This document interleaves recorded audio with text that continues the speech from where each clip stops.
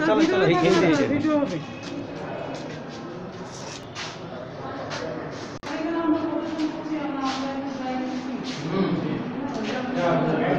বড় করা যায় না বড়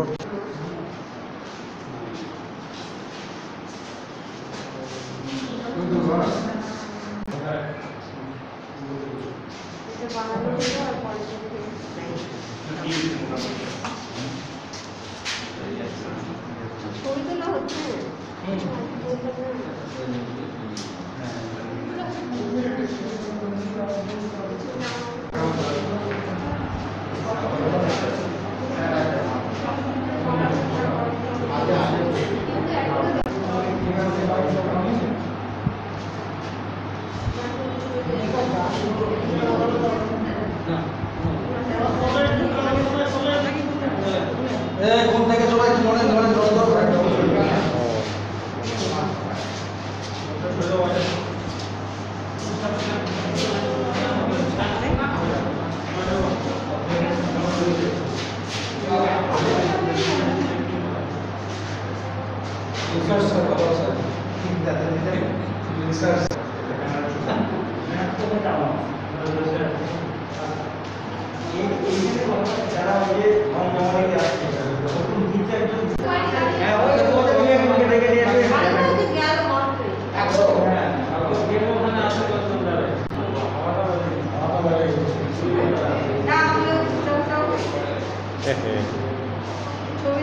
স্ট্যান্ডার্ড দাম কত?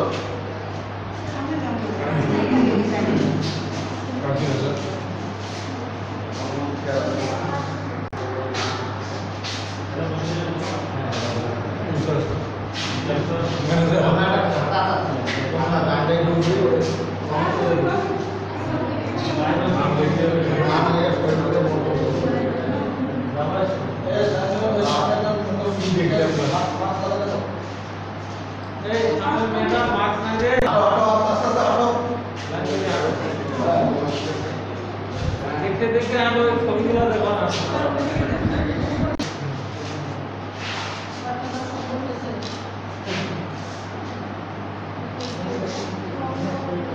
একটু পিছনে গেলে সামনে সামনে এদিকে এসো ওইটা দাও এই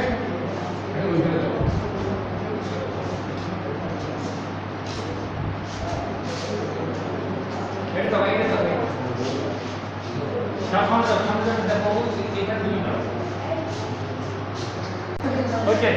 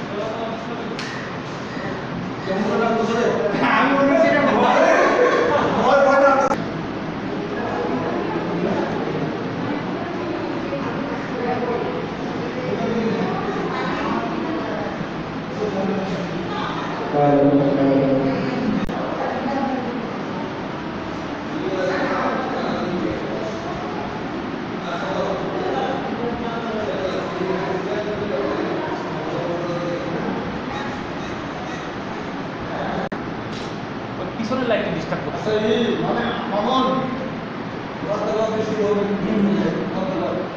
আর হাই ফাই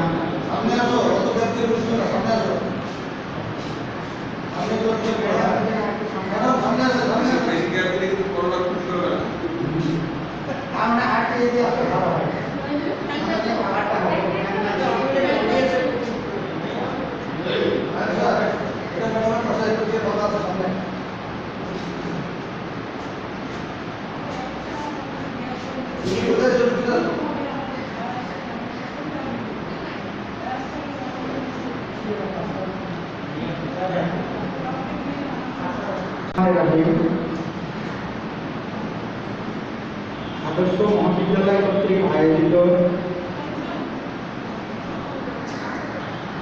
বঙ্গবন্ধুর অসমাপ্ত আত্মজীবনী পাঠ সহ অন্যান্য কর্মসূচির অংশ হিসেবে রহমান স্যার আরও উপস্থিত আছেন অত্র কলেজের সম্মানিত উপাধ্যক্ষ জনাব হাসিনা আক্তার বানু।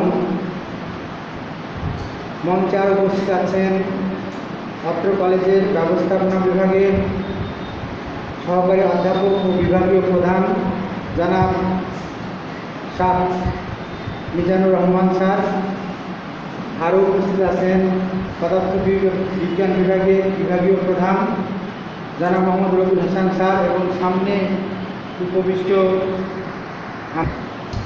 অনুষ্ঠানের শুরুতেই পবিত্র কোরআন থেকে তেলাওয়াত করে শোনাবেন অত্র কলেজের বাংলা বিভাগের প্রভাষক জনাব মোহাম্মদ হাবিবুর রহমান।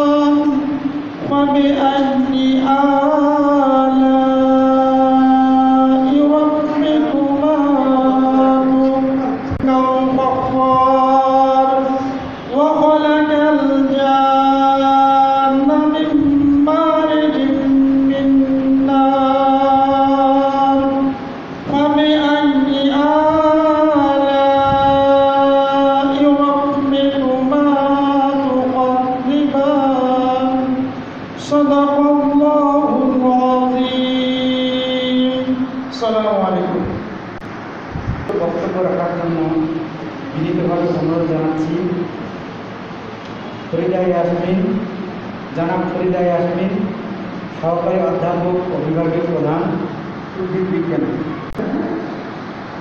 আজ 15ই আগস্ট জাতীয় শোক দিবস।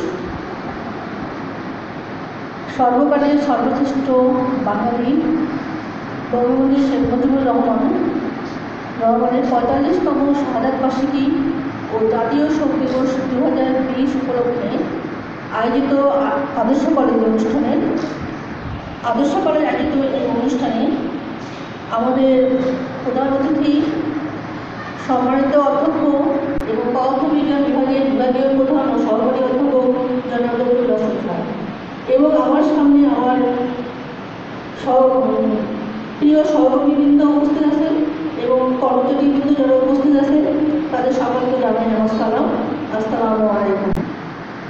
এই বার্ষিকীতে আমাদের বিভিন্ন অনুষ্ঠান আয়োজনের কথা, আমরা অনেক আনন্দের এই অনুষ্ঠানগুলো পালন করতাম, কিন্তু সারা বিশ্বব্যাপী ঘটনার প্রেক্ষাপটে করোনা ভাইরাসের প্রভাবে সমস্ত অনুষ্ঠান সংঘটিত হয়ে গেছে। সংঘটিত হলেও এবছর এই 45তম শাহাদাত বার্ষিকী বিশেষ গুরুত্ব বহন করে। এবং এজন্যই ভাবছিলাম, স্যার যখন আমাকে ফোন করে তখন মনে মনে ভাবছিলাম যে আজকে তো আমার কলেজে যাওয়ার কথা, কিন্তু কোথাও কোনো সারসত্য পাচ্ছি না। সেই জন্য আমি সকাল থেকে চুপচাপ ছিলাম। স্যার যখন বললো তখন মনে মনে খুশিই হলাম যে আজকে আমাদের এই জন্মশতবার্ষিকী পালনের উপলক্ষে এই শাহাদাত বার্ষিকী আমাদের অধিক তাৎপর্য বহন করে। তো বঙ্গবন্ধু এবং বাংলাদেশ একটা অভিন্ন সত্তা, অর্থাৎ কিছু কিছু লোকের নাম দিয়ে কিছু দেশ পরিচিত। আমরা যদি নেশনাল গার্ডেনের কথা বলি তাহলে বুঝতে পারি সেটা কোন দেশ, যদি মার্টিন লুথার কিংয়ের কথা বলি তাহলেও বুঝতে পারবো সেটা কোন দেশের কথা বলা হচ্ছে। তেমনি বঙ্গবন্ধু শেখ মুজিবুর রহমানের নাম যদি উচ্চারিত হয় তাহলে আমরা অবশ্যই এই স্বাধীন সার্বভৌম বাংলাদেশের কথাই আমাদের সকলেরই মনে আসবে, দেশে এবং দেশের বাইরে। তো বঙ্গবন্ধু শেখ মুজিবুর রহমান উত্তরাধিকার সূত্রে আসেননি। আমরা তার যদি জীবনে দেখি, তিনি খুব ছোটবেলা থেকেই রাজনীতিবিদ হয়ে ওঠেন। তার যখন সম্ভবত 19 বছর বয়স হবে তখন থেকে সে বড় বড় রাজনীতিবিদের সংস্পর্শে এসেছিলেন। সোহরাওয়ার্দী হোসেন, এ.কে. ফজলুল হক ইত্যাদি সংস্পর্শে আসে। তার জ্ঞান এবং প্রবল কেন্দ্র করেই কিন্তু তার রাজনীতির বড় উত্থানটা শুরু হয়। বলা হয়ে থাকে এই 6 দফার মধ্যেই স্বাধীনতার বীজ বপন করা হয়েছিল। কিন্তু এটা পাকিস্তানে যখন বুঝতে পারে তখন তাকে একটা মিথ্যা ষড়যন্ত্র মামলা করে আগরতলা মামলা রাষ্ট্রদ্রোহী মামলা দাগে অভিযুক্ত করে। এবং রাষ্ট্রদ্রোহী মামলার কত বড় শাস্তি সেটা আমাদের সকল, তারা সেটা পারেনি। দুইবারই তার সঙ্গে আপোষ করতে পেরেছেন। তিনি কখনো ভাবতে পারেননি যে নিজ দেশে বাঙালিরা কখনো তাকে মারতে পারবে। ভালোবাসা এবং আত্মবিশ্বাস ছিল যে সরকারি বাসভবনে না হলেও তিনি তার নিজের বাসভবনে ধানমন্ডিতে ছিলেন। কিন্তু দেশের কতিপয় বিপদজনক সেনা সদস্যের হাতে সফল হলে তিনি নিহত হন, শহীদ হন। কিন্তু দেশের বাইরে তার 2 কন্যা থাকার জন্য তারা শুধু বেঁচে যান। তাদেরই এক কন্যা সুযোগ্য প্রধানমন্ত্রী আমাদের শেখ হাসিনা, এবং তার নেতৃত্বে আমাদের দেশ এখন এগিয়ে চলছে। আমাদের দেশ অনেকবার অনেক সংকটের সম্মুখীন হচ্ছে, অনেক শক্ত হাতে তার সুযোগ্য কন্যা প্রতিটা সংকটই মোকাবিলা করে যাচ্ছে। এবং 2021 সালে আমাদের সুবর্ণ জয়ন্তী। আমরা আশা করি সুবর্ণ জয়ন্তী উপলক্ষে আমাদের জন্য সকলেরই হয়তো একটা কোনো চমক থাকবে। তো বঙ্গবন্ধু চেয়েছিলেন তার যেটা আদর্শ, যে ক্ষুধামুক্ত দেশ এবং বৈষম্য দূর অবশ্যই ধারণ করব। এবং আগামীতে আমরা যারা আছি এবং আমাদের পরবর্তীতেও যে সমস্ত প্রজন্ম আসবে তাদের সকলেরই মনে করা উচিত যে বাংলাদেশ দারিদ্র্যমুক্ত বাংলাদেশ হবে এবং বৈষম্যহীন বাংলাদেশ হবে। এই লক্ষ্যে আমাদের সকলেরই কাজ করা উচিত। আমি বঙ্গবন্ধু পরিবারের সকলেরই আত্মার মাগফিরাত কামনা করি। আল্লাহ তাদের সবাইকে শান্তিতে রাখুন। তার শোকসন্তপ্ত পরিবারের প্রতি আমাদের গভীর সমবেদনা থাকবে। আল্লাহ হাফেজ। ধন্যবাদ। এই পর্যায়ে কবিতা আবৃত্তি নিয়ে আসছেন অর্থল কলেজের হিসাব বিজ্ঞান বিভাগের প্রভাষক জনাব রাজিয়া সুলতান। সম্মানিত সভাপতি, অর্থ কলেজের উপাধ্যক্ষ, আমাদের সম্মানিত নিজাম স্যার রবীন্দ্র স্যার এবং সামনে আমার সিনিয়র শিক্ষক বৃন্দ, আজকে 15ই আগস্ট আমাদের শোক দিবস। জাতির জনক বঙ্গবন্ধু শেখ মুজিবুর রহমানের এই দিনে আমরা গভীরভাবে শোকাহত শ্রদ্ধা জানাই তাকে। আজকের এই অনুষ্ঠানে আমি আমাদের জাতির পিতাকে স্মরণ করে একটি কবিতা পাঠ করছি।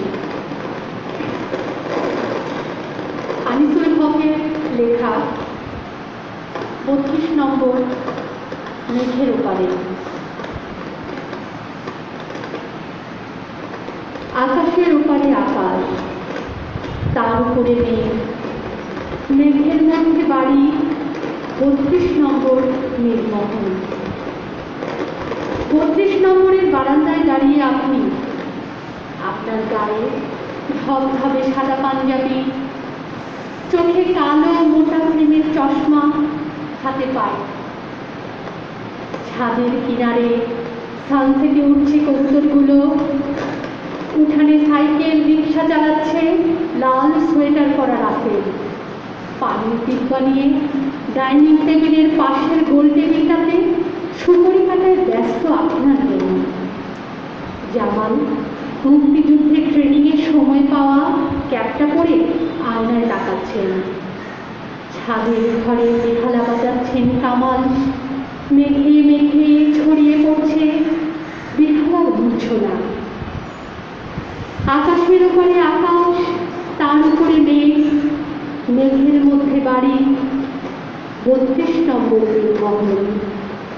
সেইখানে দোতলার ঝুল বারান্দায় দাঁড়িয়ে পুরো লেন্সের ভেতর থেকে পূর্ণ চোখে তাকিয়ে আপনি দেখছেন যেমন করে দেখেছিলেন 71-এর মার্চে ওড়ানো সবুজের মধ্যে লাল সূর্য আর হলুদ মানচিত্র খচিত পতাকা, যেমন করে তাকিয়ে দেখেছিলেন 70-এ 71-এ রোজ আপনার নির্দেশের অপেক্ষায় 32 নম্বর থেকে বঙ্গোপসাগর পর্যন্ত দাঁড়িয়ে থাকা স্বাধীন পাগল মানুষগুলোকে, যেমন করে 7ই মার্চের মঞ্চে দাঁড়িয়ে লক্ষ কোটি চোখে দেখতে পেয়েছিলেন একটা জাতির জন্মের ফুল ফোটা, যেন আপনি দেখে পৃথিবীর শেষতম কবি, যিনি শিল্পীর মগ্নতা নিয়ে নিরীক্ষণ করেন কি করে কলি থেকে পাখি উন্নীত হয়, ফুটে ওঠে ফুল।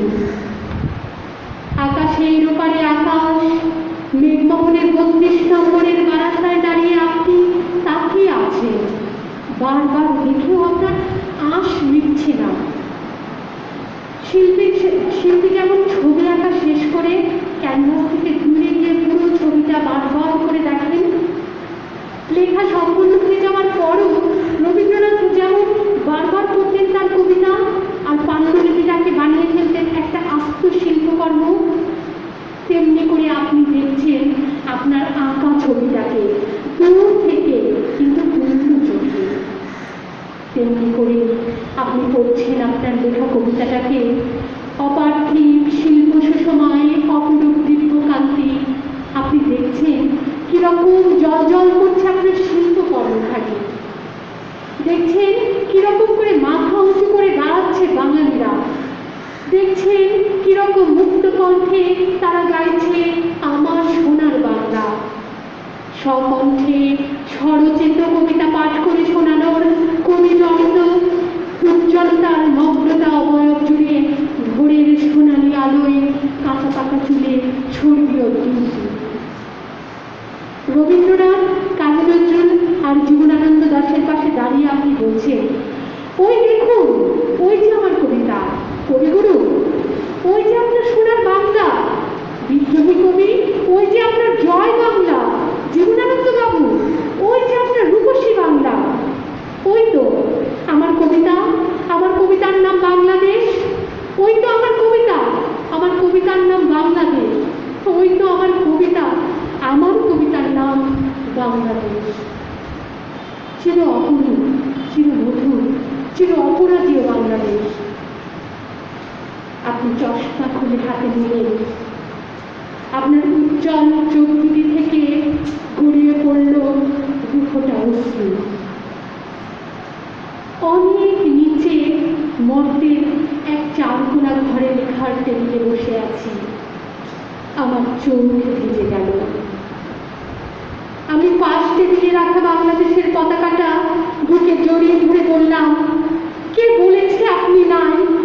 এই তো আপনি আছেন, এইখানে, সবখানে, সমস্ত বাংলায়। এইখানে বাংলার লাল ও সবুজ আমাদের অশ্রু আর ভালোবাসায়, আমাদের মাথা উঁচু করে দাঁড়াবার আর এগিয়ে যাওয়ার আমোঘ মন্ত্রে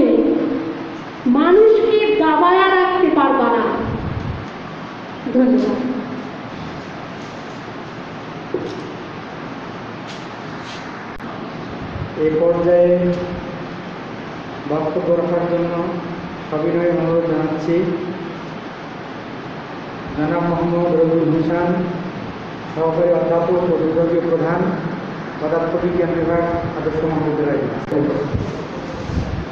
সর্বকালের সর্বশ্রেষ্ঠ বাঙালি, জাতির জনক বঙ্গবন্ধু শেখ মুজিবুর রহমানের ৪৫তম শাহাদত বার্ষিকী উপলক্ষে আয়োজিত আলোচনা সভার মাননীয় সভাপতি, অত্র মহাবিদ্যালয়ের অধ্যক্ষ জনাব ডক্টর সৈয়দ রেজওয়ানুর রহমান,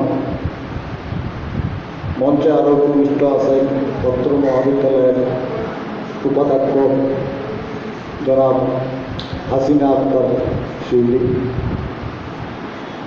মঞ্চে আরও উপবিষ্ট আছেন ব্যবস্থাপনা বিভাগের বিভাগীয় প্রধান জনাব শাহ মিজানুর রহমান, মঞ্চের সামনে আমার সহকর্মীবৃন্দ, আসসালামু আলাইকুম। 1975 সালের 15 আগস্ট এই দিনে শেখ মুজিবুর রহমান সহ সহপরিবারের মোট 17 জন কিছু বিপদগামী ও উচ্চাভিলাষী সেনা সদস্যের হাতে শাহাদাত বরণ করেন। তারা এ জীবনে আর নাই, এখন তাদের জন্য দোয়া করাটাই নেই। শেখ মুজিবুর রহমান যখন মারা যান, তারপরে কি ঘটনা অনেকেই অনেক কিছু জানেন, ওনার সম্বন্ধে অনেক কিছু জানা অনেকেরই আছে, তাও অনেকের সন্দেহ থেকে যায়। তাই বলি যে 16 আগস্টে তার দাফন হয় টঙ্গী বাক্সে করে। 14-15 জন সেনা সদস্য ছিল, আর পুলিশ দিয়ে জায়গাটা ব্যারিকেড দেওয়া ছিল। প্রথমে বলা হয়েছিল 6-7টা কবর খোঁজার জন্য। পরে নিয়ে যাওয়ার পরে আর্মিরা বলছিল কঠিনটা সহজ যেন মাটিটা দেওয়া হয়। তো ওইখানে মজবুত টলবি ছিল কিছু, ওরা তখন অবজেকশন দিল, বলল না, ওনার জানাজা হবে, ধোয়া হবে, গোসল হবে। তো এখন কফিন খোলার জন্য কাঠের মিস্ত্রিকে ডাকতে হচ্ছে। সোনা মিয়া এবং তার বেটাকে ডাকে আনা হলো। কফিন খুলে দেখে মিস্ত্রি দেখেই আছে তার দিকে, মানে আশ্চর্য হয়ে গেছে, মনে হচ্ছে লোকটা ঘুমায় আছে। পরে চুপচাপ বসে থাকার পরে সেনা সদস্যরা তখন ওদেরকে এই কী করতেছো তাদের না। পরে তখন আবার খুলে দিলে ওইখানে 570 সাবান দিয়ে ধোয়া হয়, গোসল করানো হয়, এবং কাফনের কাপড় ছিল না। রেড ক্রিসেন্ট থেকে তখন শাড়ি দেওয়া হইতো। সেই শাড়ি সাদা শাড়ি ছিল, কালো পাইপ আর লাল পাইপ ছিল। সেই পাইপগুলো ছিঁড়ে ফেলে দিয়ে সেই শাড়িটা দিয়ে কাপড়টাকে পরানো হয়, এবং রাষ্ট্রীয় মর্যাদা একটা দেওয়া হওয়া উচিত ছিল। সেটা না করে সঙ্গে সঙ্গে ওই আর্মিরা ওই গার্ড অফ অনার নাম দিয়ে ফায়ারিং করে, তাকে 3বার ফায়ারিং করে সেটা পালন করছে। তখন জানাজা মৌলবি ছিল, জানাজা তখন পড়ানো শুরু হলো। লোকজন আশেপাশে থেকে ভাঙিয়ে আসতে চেষ্টা করছিল, পুলিশ সেটাকে বাধা দেওয়া হয়। সে তাও আশেপাশের লোকসহ মোট 35 জন সেই জানাজায় অংশগ্রহণ করে। তারপরে তার দাফন দুপুরের মধ্যে শেষ করে চলে আসা হয়। এই হলো তার দাফনের কথা। বাকিগুলোকে ঢাকাতে দেওয়া হয়। যে তিনি এখন আমাদের মাঝে নাই, তার একটা আদর্শ ছিল। তার আদর্শকে অনুসরণ করে পরবর্তী প্রজন্ম যেন দেশটাকে সুন্দরভাবে সামনের দিকে এগিয়ে নিয়ে যায়, এই আশাবাদ ব্যক্ত করে আমি আমার সংক্ষিপ্ত বক্তব্য শেষ করছি। খোদা হাফেজ। ধন্যবাদ স্যারকে তার মূল্যবান বক্তব্য রাখার জন্য। আসলে আমরা বিভিন্ন দিবস বিভিন্ন সময় পালন করে থাকি। সবচেয়ে কষ্টের দিবস হচ্ছে যে কারোর মৃত্যু দিবস। আর আজকের দিনটি তো আমাদের জন্য আরও অত্যন্ত বেদনাদায়ক, কারণ 1975 সালের এই দিনে বাংলাদেশের স্থপতি, যিনি না হলে বাংলাদেশের জন্ম হতো না, তাকে আমরা হারিয়েছি। এই দিনে অবশ্যই তিনি সহ তার পরিবারের অন্যান্য সদস্য যারা শহীদ হয়েছে তাদের আমরা মাগফিরাত কামনা করছি। সবাইকে যেন আল্লাহ তাআলা নসিব করেন। আমরা অনুষ্ঠানের প্রায় শেষের দিকে চলে এসেছি। এই পর্যায়ে কবিতা আবৃত্তি করার জন্য অনুরোধ জানাচ্ছি মোসাম্মদ রুবি আফরোজ, প্রভাষক ও বিভাগীয় প্রধান, ইংরেজি বিভাগ, আদর্শ মহাবিদ্যালয়। রহমান স্যারকে 15ই আগস্ট শোক দিবস। আমরা শোকাহত। আজকে আসলে এমন সময় আমরা এই শোক দিবস পালন করছি, গোটা বিশ্বজুড়ে যখন প্যান্ডেমিক, বিশ্ব মহামারী চলছে, শোকের উপরে যেন শোক। আমরা এই শোক সইবার শক্তিও কিন্তু পেয়েছি আমাদের প্রিয় নেতা শেখ মুজিবুর রহমানের কাছ থেকে। মুজিব মানি মুক্তি, মুজিব মানি শক্তি। সম্মানিত অধ্যক্ষ, উপাধ্যক্ষ, আমার প্রিয় দুজন স্যার, রবি স্যার, মিজান স্যার, সামনে উপস্থিত আমার প্রিয় সহকর্মীবৃন্দ, সবাইকে শুভেচ্ছা জানিয়ে আমি কবিতা পড়তে চলছি। কবিতার নাম তোমাকেই আসতে হবে, মজিবুরুল ইসলাম। আমাদের প্রাণের ক্রন্দন বলছে তুমি আসছো, তুমি আসবেই, তোমাকে আসতেই হবে, না হলে কৃষকদের পান্তা ভাতে লবণ করবে না, মন্নার দ্বার জলের স্পর্শ পাবে না, সন্ধ্যার দ্বীপ জ্বলবে না বাংলার ঘরে ঘরে। তোমার জন্যে আমার জননী রোজা রেখেছিল, তার ইফতার হবে না। তুমি আসছো, তুমি আসবেই, তোমাকে আসতেই হবে। পথ চেয়ে আছে ভোরের দ্বার, আমাদের প্রিয় স্বাধীনতা, প্রাচে ভর করা সূর্য সৈনিক, 32 নম্বরের জনশূন্য পথ, ক্ষতবিক্ষত সংবিধান, তৃষ্ণার্ত পতাকা, লক্ষ জনতার তরঙ্গ। তোমার প্রিয়জন, তার মাথার চুলগুলো সব খুইয়ে গেছে একা একা, রাত্রির অন্ধকারে পদচারণায় ব্রত প্রতিদিন। উদ্যানে তুমি আসবে সমুদ্র, লোনাউস্টুর ঢেউ খাল পাথাল, ভিখারির বেশি না হয়ে তুমি এসো অডিসিউসের মতো। স্তম্ভের ধনুক হয়ে পড়ে আছে তোমার স্বাধীন বাংলাদেশ। তোমাকেই পড়াতে হবে জ্যায়, লাগাতে হবে তীর, দারিদ্র, ক্ষুধা, মহামারী, যন্ত্রণা দাঁড়িয়ে আছে চারপাশে।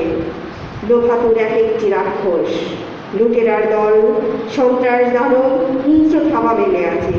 হে অডিসিউস, ইথাকার মতোই বাংলাদেশের তোমার বড়ই প্রয়োজন, তোমাকে আসতেই হবে। জয় বাংলা, জয় বঙ্গবন্ধু।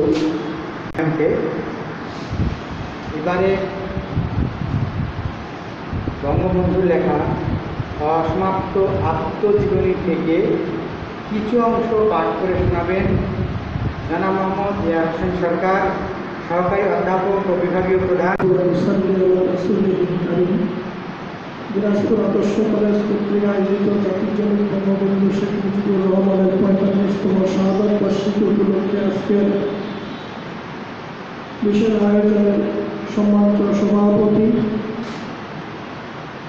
অধ্যক্ষ ডক্টর রেজাউল রহমান স্যার, মঞ্চে উপস্থিত আছেন উপাধ্যক্ষ হাসিনা আক্তার বানু, মঞ্চে আরও উপস্থিত আছেন ব্যবস্থাপনা বিভাগের বিভাগীয় প্রধান সহকারী অধ্যাপক মিজানুর রহমান স্যার, আরও উপস্থিত আছেন পদার্থবিজ্ঞান বিভাগের বিভাগীয় প্রধান সহকারী অধ্যাপক নবীন হাসান স্যার, আমার সামনে উপস্থিত আছেন আমার শ্রদ্ধেয় সহকর্মীবৃন্দ। আসসালামু আলাইকুম ওয়া রাহমাতুল্লাহি ওয়া বারাকাতুহু। দিনাজপুর আদর্শ কলেজ কর্তৃক এক ঝাঁক প্রোগ্রামের ব্যবস্থা করা হয়েছে। তার মধ্যে আলোচনা সভা, কবিতা আবৃত্তি, বঙ্গবন্ধুর অসমাপ্ত আত্মজীবনী, দোয়া মাহফিল ইত্যাদি। বঙ্গবন্ধুর অসমাপ্ত আত্মজীবনী থেকে আমি পাঠ করছি। আমি মোহাম্মদ ইয়া হোসেন সরকার, সহকারী অধ্যাপক ও বিভাগীয় প্রধান বাংলা বিভাগ, আদর্শ মহাবিদ্যালয় দিনাজপুর। একদিন সকালে আমি ও রেনু বিছানায় বসে গল্প করছিলাম। হাসু ও কামাল নিচে খেলছিল। হাসু মাঝে মাঝে খেলা ফেলে আমার কাছে আসে আর আব্বা আব্বা বলে ডাকে। কামাল চেয়ে থাকে। এক সময় কামাল হাসিনাকে বলছে, হাসু আপা, তোমার আব্বাকে আমি একটু আব্বা বলি। আমি আর রেণু দুজনেই শুনলাম।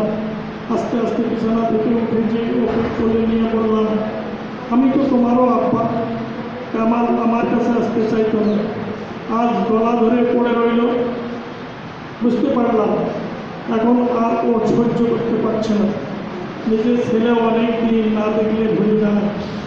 আমি যখন জেলে যাই তখন ওর বয়স মাত্র কয়েক মাস। রাজনৈতিক কারণে একজনকে বিনা বিচারে বন্দি করে রাখা আর তার আত্মীয় স্বজন ছেলে মেয়েদের কাছ থেকে দূরে রাখা যে কত বড় জঘন্য কাজ তা কে বুঝবে? মানুষ স্বার্থের জন্য অন্ধ হয়ে যায়। ধন্যবাদ সবাইকে। আসলে সামান্য একটু অংশ পড়েই মনে হচ্ছে আমাদের চোখের পানি ছিল যে একই সন্তান, অথচ তাকে বাবা মানে দেখেই, তার মানে তার জীবনের বেশিরভাগ সময় শুধু জেলখানাতেই কেটেছে। যাই হোক, এ পর্যায়ে বক্তব্য রাখার জন্য বিনীতভাবে অনুরোধ জানাচ্ছি অত্র কলেজের সম্মানিত উপাধ্যক্ষ জনাব হাসিনা আক্তার।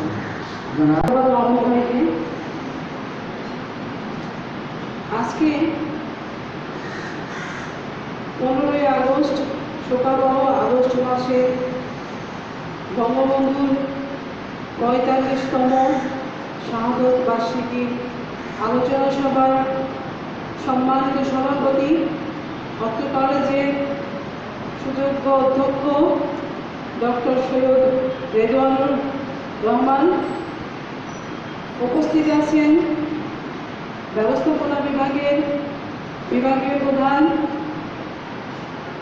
উপস্থিত আছেন পদার্থ বিজ্ঞান বিভাগের বিভাগীয় প্রধান এবং আমার সামনে উপবিষ্ট বিভিন্ন বিভাগের বিভাগীয় প্রধান সহ আমাদের সহকর্মীবৃন্দ, আসসালামু আলাইকুম। আজকের এই দিনে বঙ্গবন্ধু সহ তার পরিবারের সদস্যবৃন্দকে নৃশংসভাবে হত্যা করেছিল সেই হায়নার দল। আমরা সেই দিনকে স্মরণ করছি, সেই দিনকে আমরা আজকে পালন করছি। বঙ্গবন্ধু একটি ইতিহাস, বঙ্গবন্ধু একটি প্রতিষ্ঠান। বঙ্গবন্ধুকে আজকে আলোচনায় এই স্বল্প সময়ে কখনোই আলোচনা করা সম্ভব নয়। শুধু সামান্য একটি অংশই আমি আলোচনা করব। 1948 সালে, যখন 47 সালে দেশ বিভাগ হলো, 1948 সাল থেকেই বঙ্গবন্ধুর নামে সেই সময়ে পাকিস্তান গোয়েন্দা সংস্থা বঙ্গবন্ধুর নামে ফাইল খোলে। সেই রিপোর্ট অনুযায়ী বঙ্গবন্ধুকে বিভিন্ন সময় জেলখানায় প্রেরণ করা হতো। সেই 1948 সাল থেকে এই ফাইলটি ছিল, বাংলাদেশেই ছিল, সেটি অরক্ষিত অবস্থায় ছিল। বর্তমানে সেটি পাওয়া গেছে এবং এই ফাইলগুলো সংরক্ষণ করা হচ্ছে এবং একটি বই আকারে বের করা হয়েছে, যেটি প্রধানমন্ত্রী জননেত্রী শেখ হাসিনা সেটি উন্মোচন করেছে এবং আরও 13টি খণ্ড, 14টি খণ্ডে বইটি বের হবে, আরও 13টি খণ্ড এখনো প্রকাশের অপেক্ষায় আছে। তো মাননীয় প্রধানমন্ত্রী যেটা বলেছেন যে আমরা কয়লার খোঁজ থেকে হীরার সন্ধান পেয়েছি। এই যে রিপোর্টগুলো, এই গোয়েন্দা রিপোর্ট, এখান থেকেই কিন্তু বঙ্গবন্ধুর যে কার্যক্রম সেগুলোই কিন্তু সামনে আসবে এবং বাংলার জনগণ সহ পৃথিবীর জনগণ সেই সত্য ঘটনাগুলো জানতে পারবে। তারপরে আমি বলি 7ই মার্চের ঘটনাটা। 7ই মার্চে যখন বঙ্গবন্ধু ভাষণ দিতে যাবেন রেসকোর্স ময়দানে, সেই সময় বিভিন্ন নেতাকর্মীরা বঙ্গবন্ধুকে বলেছিলেন যে বঙ্গবন্ধু আপনি লিখিত বক্তব্য দেন। বিভিন্ন চিরকুট বঙ্গবন্ধুকে দিয়ে আসা হয়েছিল, কিন্তু বঙ্গবন্ধু সব কথা শুনেছিলেন, কিন্তু সর্বশেষে তার সহধর্মিণী শেখ ফজিলাতুন্নেসা উনি বলেছিলেন যে তুমি তোমার নিজের ভাষায় বক্তব্য দেবে, কে কি বলছে তোমার শোনা দরকার নয়, তুমি যেটা মনে করবে ভালো সেই বক্তব্যটি দিবে। তো তাই দিয়েছিলেন বঙ্গবন্ধু অলিখিত বক্তব্য। 7 মার্চের ভাষণটি বিশ্ববিখ্যাত একটি ভাষণে রূপান্তরিত হয়েছে।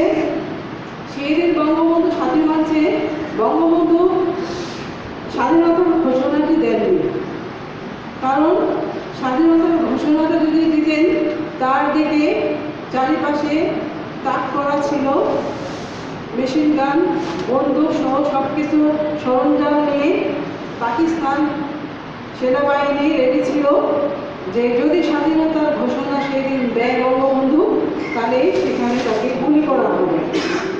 বঙ্গবন্ধু বুঝতে পেরে ওই দিন উনি স্বাধীনতার ঘোষণা দেননি। স্বাধীনতার ঘোষণা না দিলেও তার পরোক্ষভাবে স্বাধীনতার ঘোষণা ছিল সেই 7 মার্চের ভাষণে। তারপরে আমি বলি যে 25শে মার্চ যখন বঙ্গবন্ধুকে গ্রেপ্তার করা হলো, সেই দিন তিনি স্বাধীনতার ঘোষণাপত্রটি লিখে যান এবং পরবর্তীতে 26শে মার্চ এই পত্রটি বিভিন্ন জন পাঠ করেন।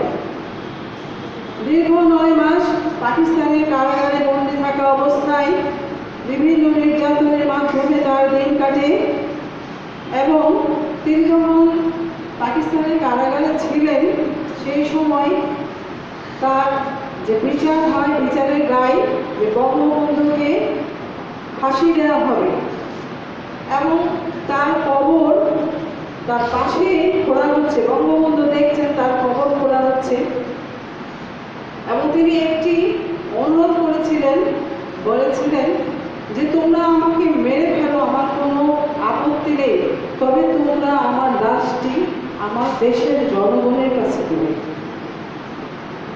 তো এই যে তার এত আত্মদান, এত আত্মত্যাগ দেশের জন্য, তিনি তার পরিবারের কথা বলেন না, তিনি বলেছেন আমার দেশের মানুষের কাছে দিয়ে।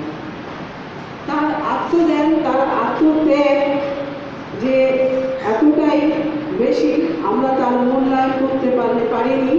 আমরা বিশ্বাসঘাতকের বুলেটের আঘাতে আমরা তাকে হারিয়ে ফেলেছি। 1972 সালে যখন বঙ্গবন্ধু ফিরে আসলেন, স্বদেশ প্রত্যাবর্তন করলেন 10 জানুয়ারি, সেই দিন দুপুরে 1:15 তেজগাঁ বিমানবন্দরে যখন তিনি অবতরণ করলেন, তখন সেই এলাকায় লোকে লোকারণ্য ছিল। সেই ভিড় ঠেলে উনি রেসকোর্স ময়দানে এসেছিলেন। সেই জনগণের ভিড়ের মাঝেও সেখানে তার ছেলেকে এক নজর দেখতে গিয়েছিলেন তার পিতা শেখ লুৎফর রহমান। তার পিতার আদর্শে বঙ্গবন্ধু তৈরি, বঙ্গবন্ধুকে সারা সময় উৎসাহ দিয়েছিলেন শেখ লুৎফর রহমান তার পিতা, এবং তিনি যে উৎসাহ পেয়ে একজন নেতা, বিশ্ব নেতা তৈরি হয়েছেন, এমন পিতা ছিলেন বলেই তিনি একজন ভালো নেতা হতে পেরেছেন। 1972 সালে 10 জানুয়ারি যখন তিনি বক্তব্য রাখলেন, বক্তব্যে বলেছিলেন আমার বাংলা আজ মুক্ত হয়েছে। এই যে তার কথা, তার ভাষা, আমার বাঙালি আজ মুক্তি পেয়েছে, এই যে তার ভাষা, আমার সব কিছু সে নিজের মতো করে ভাবছিলেন, সে নিজের মতো করে ভেবেছিলেন। সেই সময় একজন সাংবাদিক জিজ্ঞাসা করেছিলেন বঙ্গবন্ধুকে, বঙ্গবন্ধু আপনাকে যখন পাকিস্তান কারাগারে ফাঁসি দেওয়ার অর্ডার হলো, তখন আপনি কার কথা আগে মনে করেছিলেন? তখন বঙ্গবন্ধু তার উত্তরে বলেছিলেন যে আমি প্রথমে আমার দেশের কথা ভেবেছিলাম, তারপরে আমি আমার পরিবারের কথা ভেবেছিলাম। আসলে আমরা এইরকম একজন নেতাকে আমরা বিশ্বাসঘাতক বাঙালি আমরা বাঁচতে দিতে পারিনি, বাঁচতে দিলাম না। আমরা সেই নেতাকে কখনোই আমরা ফিরে পাবো না। এই বঙ্গবন্ধু আর কখনোই আসবে না। এই বঙ্গবন্ধুর মতো নেতা আমরা আর কোনোদিনই পাবো না। আমি তার আত্মার মাগফিরাত সহ তার পরিবারের আত্মার মাগফিরাত কামনা করছি। এই বলে আমি আমার সংক্ষিপ্ত বক্তব্য শেষ করছি। ধন্যবাদ সবাইকে। কবিতায় শেখ মুজিবের কথা বলি, নির্মলেন্দু গুণ। সমবেত সকলের মতো আমিও গোলাপ ফুল খুব ভালোবাসি।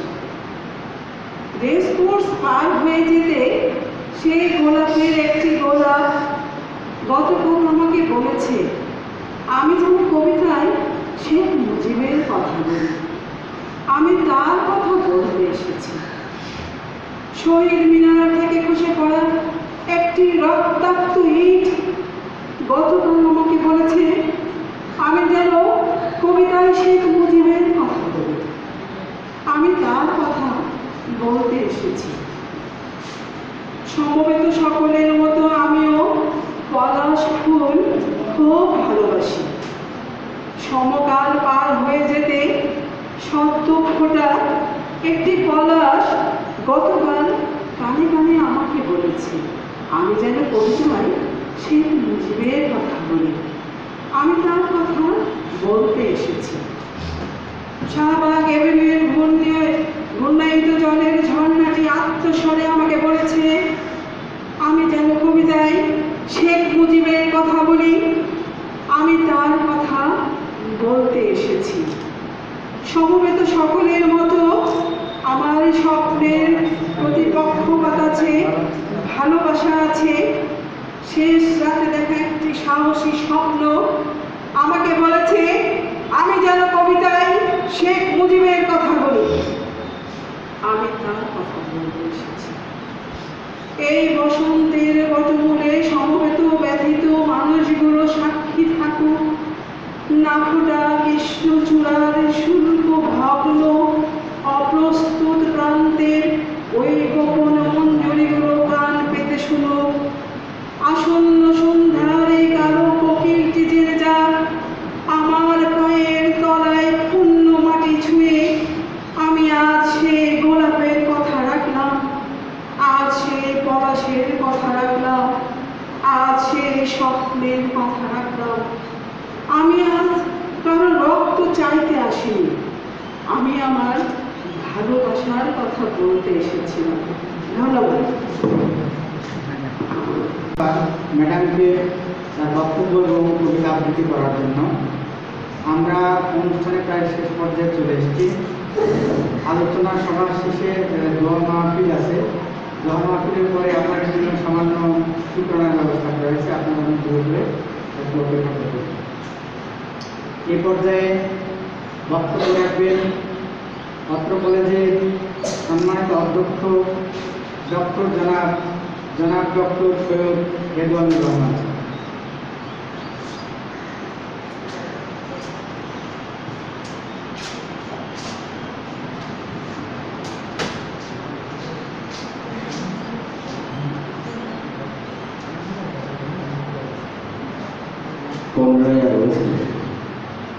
জাতীয় শোক দিবস, এই উপলক্ষে আয়োজিত অনুষ্ঠানে আজকে এই মঞ্চে উপস্থিত রয়েছেন সম্মানিত উপাধ্যক্ষ, এছাড়া রয়েছে ব্যবস্থাপনা বিভাগীয় প্রধান জনাব শাহ মিজানুর রহমান, পদার্থবিজ্ঞান বিভাগের বিভাগীয় প্রধান জনাব রবিউল হাসান এবং আজকে এই অনুষ্ঠানে স্বল্প পরিসরে হলেও উপস্থিত রয়েছে আমার সহকর্মীবৃন্দ। সবাইকে সালাম এবং শুভেচ্ছা। 15ই আগস্ট আমাদের জাতির জন্য কলঙ্কজনক অধ্যায়। এই দিনে আপনারা জানেন বাংলার অভিসংবাদিত নেতা, সর্বকালের সর্বশ্রেষ্ঠ বাঙালি, জাতির জনক বঙ্গবন্ধু শেখ মুজিবুর রহমান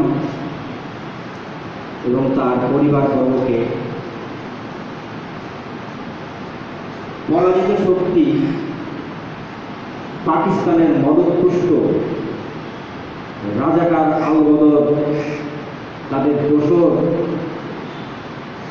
এবং তাদের আশ্রয় প্রশ্রয়ে কিছু বিপদগামী সেনা সদস্য কুলি মুস্তাকের নেতৃত্বে হত্যা করে তার সপরিবারকে। আমি শ্রদ্ধা ভরে স্মরণ করছি জাতির জনক বঙ্গবন্ধু এবং তার পরিবারবর্গকে যারা নিহত হয়েছে। মহান করুণাময় আল্লাহর কাছে তাদের আত্মার মাগফিরাত কামনা করছি। একই সঙ্গে এই খুনি চক্রকে তাদের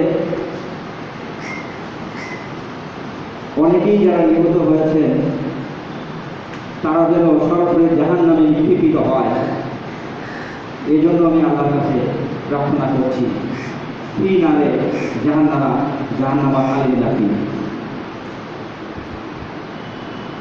আসলে 15ই আগস্টের পর থেকেই বাঙালি জাতি এতিম হয়ে গেছে। যদিও বর্তমানে বঙ্গবন্ধু সুযোগ্য কন্যা শেখ হাসিনা বাংলাদেশকে একটি আত্মনির্ভরশীল জাতি হিসেবে বিশ্ব দরবারে প্রতিষ্ঠিত করার চেষ্টা করে যাচ্ছে, তথাপিও আমি বলবো যে 15ই আগস্টের পর থেকেই আসলে আমরা অভিভাবক শূন্য হয়ে গেছি।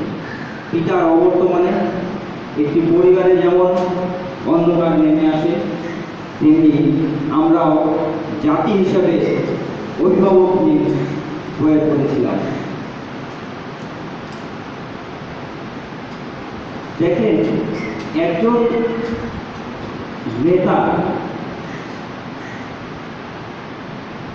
যখন নিজের দেশটাকে, নিজের স্বপ্নের সোনার বাংলাকে হৃদয়ে ধারণ করে, তখনই তার মুখ থেকে উচ্চারিত হতে পারে সদ্য স্বাধীনতাপ্রাপ্ত দেশে এসে তিনি প্রথমেই বললেন, অনেক কথাই বললেন, তার মধ্যে একটা ইম্পর্টেন্ট কথা উনি বলেছেন এবং এক ধরনের ক্ষোভ থেকে বলেছেন, রবীন্দ্রনাথের প্রতি তার অনুরাগ থেকে বলেছেন যে কবিগুরু তুমি দেখে যাও, বাঙালি আজ মানুষ হয়েছে। এদেশের মানুষকে তিনি কতটা ভালোবাসতেন এবং এদেশের মানুষকে নিয়ে কতটা তিনি স্বপ্ন দেখলেন, তারই বৈধতা যে বাঙালি আজ মানুষ হয়েছে। আসলে অনেক বড় হৃদয়বান ব্যক্তি তো, তাই সহজে সবাইকে মানুষ ভেবেছে। আসলে এই মানুষের মধ্যেও তো কিছু অমানুষ ছিল। মির্জাফরের দল ছিল, উনি সেদিনও বুঝতে পারেন নাই, সহজ সরল মানুষ। তাই যাই হোক, আমি সেদিকে কথা বাড়াবো না, আমি শুধু দু একটা কথা বলে শেষ করে দিব যে উনি সদ্য স্বাধীনতাপ্রাপ্ত দেশে এসেই দ্বিতীয় বিপ্লবের ডাক দিলেন। এই দ্বিতীয় বিপ্লবের মূল বিষয়টা ছিল একটি বৈষম্যহীন, শোষণহীন, উন্নত রাষ্ট্র প্রতিষ্ঠা করা। 1972 সালে তিনি এক জনসমুদ্রে বললেন যে শিক্ষাই হবে মুক্তির হাতিয়ার। অর্থাৎ উনি যে সোনার বাংলা, স্বপ্নের সোনার বাংলা দেখলেন এবং বৈষম্যহীন একটি রাষ্ট্র প্রতিষ্ঠা করতে চাইলেন, তার প্রধান মূল মন্ত্রই ছিল কিন্তু শিক্ষা ব্যবস্থার উন্নয়ন। অর্থাৎ শিক্ষাই হবে মুক্তির হাতিয়ার। সেই লক্ষ্যে এত দ্রুত তিনি দেখেন একটা শিক্ষা প্রদান নেতৃত্বে তিনি একটি শিক্ষা কমিশন গঠন করলেন এইটাকে অনেক বেশি প্রাধান্য দিয়েছিলেন বলে, শিক্ষা ব্যবস্থার উন্নয়নটাকে তিনি অনেক বেশি প্রাধান্য দিয়েছিলেন বলেই অতি দ্রুত তিনি শিক্ষার দিকে মনোযোগী হলেন। এবং আপনারা জানেন যে 1973 সালেই তিনি বাংলাদেশের সকল প্রাথমিক শিক্ষাকে জাতীয়করণ করেছিলেন। তার ইচ্ছা ছিল একে একে সকল শিক্ষা প্রতিষ্ঠান এবং সকল বাংলাদেশের শিক্ষা ব্যবস্থাটাই হবে জাতীয়করণকৃত।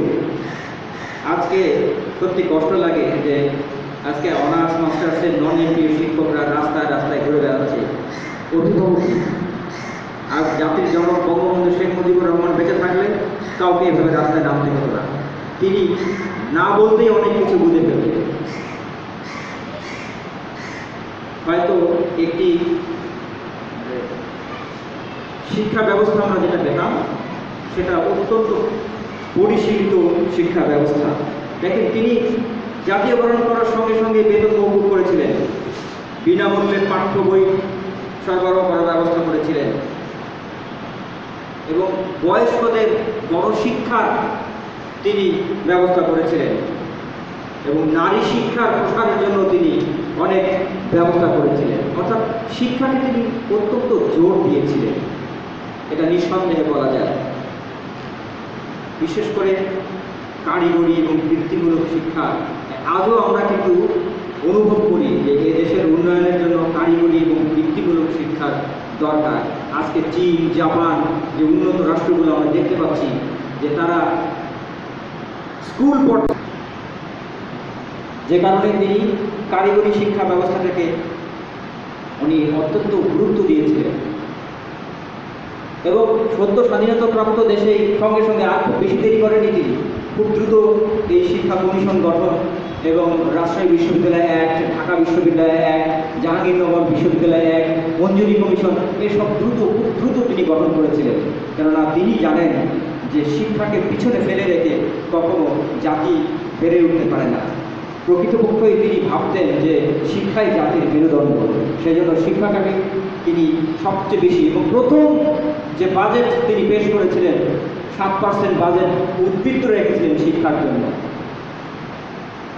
আসলে তিনি একজন রাষ্ট্রনায়ক ছিলেন না, তিনি আসলে একজন দার্শনিক ছিলেন, যে কারণে শিক্ষা দর্শন তার ভিতরে যে কাজ করেছিল একটি বৈষম্যহীন সমাজ ব্যবস্থা এবং সবার জন্য শিক্ষা, একটি শিক্ষিত জাতি গঠন করা, এটি ছিল তার মূল লক্ষ্য। এবং যে কারণে হবে কি একটি মানবিক মূল্যবোধ সম্পর্কে একটি জাতি গঠিত হবে, যে জাতি সারা বিশ্বে মাথা উঁচু করে দাঁড়াবে। এটাই হবে আমাদের স্বপ্নের সোনার বাংলা। আসলে আমরা যতই অর্থনৈতিক দিক থেকে এগিয়ে যাই না কেন, যদি একটি শিক্ষিত একটু মানবিক মূল্যবোধ সম্পন্ন জাতি যদি আমরা গঠন করতে না পারি, তাহলে বঙ্গবন্ধুর স্বপ্নের সোনার বাংলা কখনোই গঠিত হবে না। আমরা শিক্ষকরা আমরা আপ্রাণ চেষ্টা করে যাচ্ছি। শিক্ষা প্রতিষ্ঠানগুলো দেখে দেশের সকল শিক্ষা প্রতিষ্ঠান কিন্তু তার নিজ নিজ উদ্যোগ নিয়ে চেষ্টা চালিয়ে যাচ্ছে। সরকারি, বেসরকারি সকল শিক্ষা প্রতিষ্ঠান এবং সকল শিক্ষকরা তার নিজ নিজ মধ্য দিয়ে তার শিক্ষা ব্যবস্থাটাকে এগিয়ে নিয়ে যাওয়ার চেষ্টা করছে। এই কোভিড-19 সকল এর উপদ্রবে দেখেন সকল শিক্ষা প্রতিষ্ঠান আজকে বন্ধ, কিন্তু শিক্ষকরা কি বসে আছে? না, আমরা কিন্তু সবাই অনলাইনে ক্লাস নিচ্ছি এবং ভার্চুয়াল ওয়ার্ল্ডের মধ্য দিয়ে আমরা আমাদের শিক্ষার্থীদের সঙ্গে যোগাযোগ রক্ষা করতে চাচ্ছি এবং করে যাচ্ছি। এটা শুধু বাংলাদেশ নয়, সারা বিশ্বে হয়ে আছে। সব কিছু মিলিয়ে আসলে একটি প্রযুক্তি নির্ভর বাংলাদেশ গড়বে, একটি মানবিক মূল্যবোধ সম্পূর্ণ জাতি গঠন হবে, এটাই ছিল বঙ্গবন্ধুর স্বপ্ন। তো আজকে আমরা আমরা আবার নতুন করে ভাবতে শুরু করি যে বঙ্গবন্ধুর যে স্বপ্ন বাস্তবায়নে আমরা শিক্ষকরা স্বাধীনতার পরবর্তী থেকে ছিলাম, এখনও আমরা আছি, ভবিষ্যতেও আছি। আমরা চাই যে মেরুদণ্ডহীন নয়, একটি শক্ত মেরুদণ্ড সম্পন্ন জাতি গঠিত হবে এবং শিক্ষকদের নেতৃত্বে। সবাইকে ধন্যবাদ।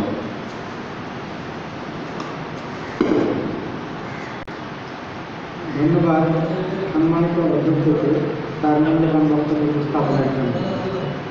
আমাদের আলোচনা সভা এখানে শেষ। এখন দোয়া মাহফিল অনুষ্ঠান। এই দোয়া মাহফিল অনুষ্ঠানটি পরিচালনা করার জন্য আমি জনাব মোহাম্মদ ইয়া হোসেন সরকার, প্রভাষক সহকারী অধ্যাপক, বাংলা বিভাগ থেকে আহ্বান।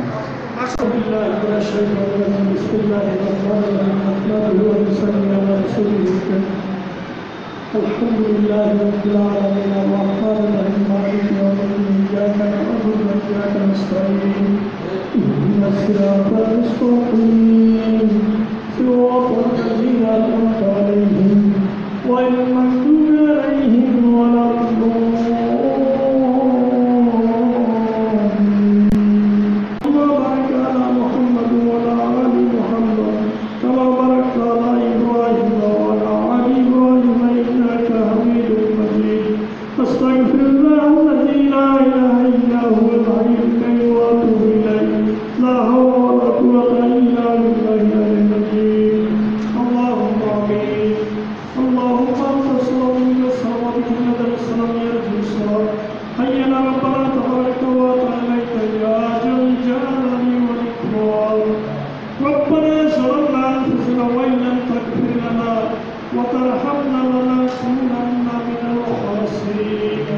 ربنا هب لنا من أزواجنا وذريتنا قرة أعين واجعلنا للمتقين إماما رب ارحمهما كما ربياني صغيرا আয় আল্লাহ পরওয়ারদিগার মওলা আল করিম, আপনি রহমানুর রহিম, গফুরুর রহিম। দিনাজপুর আদর্শ কলেজ কর্তৃক আয়োজিত আজকে জাতির জনকের ৪৫তম শাহাদাত বার্ষিকী উপলক্ষে আমরা দীর্ঘ সময় ধরে আলোচনা শুনলাম। আয় আল্লাহ, আপনি জানেন, আপনি গফুরুর রহিম। তিনি ১৯৭৫ সালের এক রাত্রিতে শাহাদাত বরণ করেন তার পরিবার পরিজন সহ। আয় আল্লাহ, সেদিন যারা মৃত্যুবরণ করেছেন আপনি সকল মৃত্যুকে শাহাদাত হিসাবে কবুল করেন আল্লাহ। আয় আল্লাহ, তাদের গুনাহটা সমূহ মাফ করে দিয়ে তাদেরকে জান্নাত দান করে দেন আল্লাহ। আয় আল্লাহ, এই আদর্শ কলেজের সঙ্গে যারা শুরু থেকে সংশ্লিষ্ট রয়েছেন, যারা অন্ধকার কবরে চলে গেছেন, আপনি তাদেরকে মাফ করে দেন আল্লাহ। আয় আল্লাহ, আমরা যারা জীবিত আছি আপনি আমাদেরকে সঠিক পথে চলার তৌফিক দান করে দেন আল্লাহ। আয় আল্লাহ, আমাদের বাপ মা, দাদা দাদি, নানা নানি, শ্বশুর শাশুড়ি, পাড়া প্রতিবেশী, আত্মীয় স্বজন, ভাই বন্ধু বান্ধব যারা অন্ধকার কবরে চলে গেছে আল্লাহ, তাদেরকে আল্লাহ আপনি মাফ করে দেন, জান্নাতুল ফিরদৌস দান করে দেন আল্লাহ। আয় আল্লাহ, আমাদের ছেলে সন্তানদের মধ্যে যারা বিভিন্ন দেশে ছড়িয়ে ছিটিয়ে আছে আপনি তাদেরকে হেফাজত করেন আল্লাহ। আয় আল্লাহ, আপনি আমাদের এই প্রতিষ্ঠানটিকে হেফাজত করেন আল্লাহ। আয় আল্লাহ, এই প্রতিষ্ঠানটিকে কবুল করে নেন আল্লাহ। আয় আল্লাহ, আমরা যেটুকু আলোচনা করলাম, আলোচনা শুনলাম, আয় আল্লাহ তোমার কালামের পর থেকে তেলাওয়াত করলাম, তোমার হাবিবের উপর দরুদ পেশ করলাম, আর যতটুকু সওয়াব হয়েছে আল্লাহ আকাই নামদার তারেদার মদিনা হযরতে আহমদ মুস্তাফা মুহাম্মদ মুস্তাফা সাল্লাল্লাহু আলাইহি ওয়াসাল্লাম পাক রওজা মুবারকে পৌঁছে দিয়ে দাও আল্লাহ। আয় আল্লাহ, ইয়া সওয়াবের হাদিয়া আমাদের বাপ মা, আমাদের আত্মীয় স্বজন, পাড়া প্রতিবেশী প্রত্যেকের রুহের আরামত। আয় আল্লাহ, খাস করে যার উদ্দেশ্যে আজকে আমরা সমবেত হয়েছি, এখানে আলোচনা করছি আল্লাহ, আয় আল্লাহ আপনি বঙ্গবন্ধুকে মাফ করে দেন, তার পরিবার পরিজনকে মাফ করে দেন আল্লাহ। আয় আল্লাহ, তাকে কবুল করে দেন, জান্নাতুল ফিরদৌস দান করে দেন।